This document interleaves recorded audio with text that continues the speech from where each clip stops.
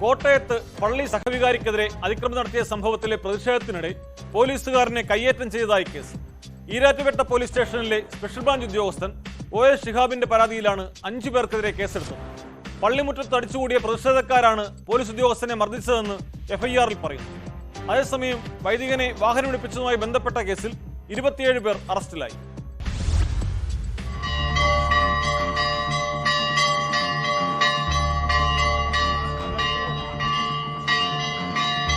Poonjar saint Mary's പള്ളി സഹവികാരി father Joseph ആറ്റുചാലിനെതിരെ കഴിഞ്ഞ ദിവസമാണ് അതിക്രമം നടന്നത്. ഇതിന് പിന്നാലെ വൻ പ്രതിഷേധം വിശ്വാസികളുടെ ഭാഗത്തു നിന്നും ഉണ്ടായിരുന്നു. അതിക്രമത്തിനെതിരെ പോലീസ് കേസെടുത്ത് അന്വേഷണം നടത്തി വരുന്നതിനിടെയാണ് പുതിയ കേസ്. സംഭവത്തിന് പിന്നാലെ പള്ളിയിലെത്തിയ ഈരാറ്റുപേട്ട സ്റ്റേഷനിലെ സ്പെഷ്യൽ ബ്രാഞ്ച് ഉദ്യോഗസ്ഥൻ OS ഷിഹാബിനെ മർദ്ദിച്ചുവെന്നാണ് പരാതി. ഉദ്യോഗസ്ഥന്റെ പരാതി പ്രകാരം ജോയ്, ജോണി എന്നിവരുടെ പേരിലും കണ്ടാലറിയാവുന്ന മറ്റു 3 പേരുടെ പേരിലും പോലീസ് കേസെടുത്തു.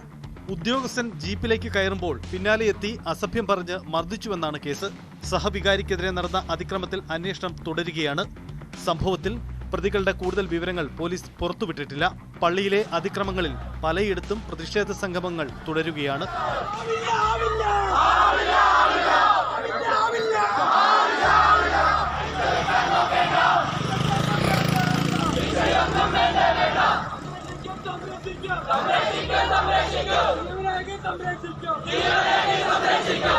ന്യൂസ് 18 കോട്ടയം.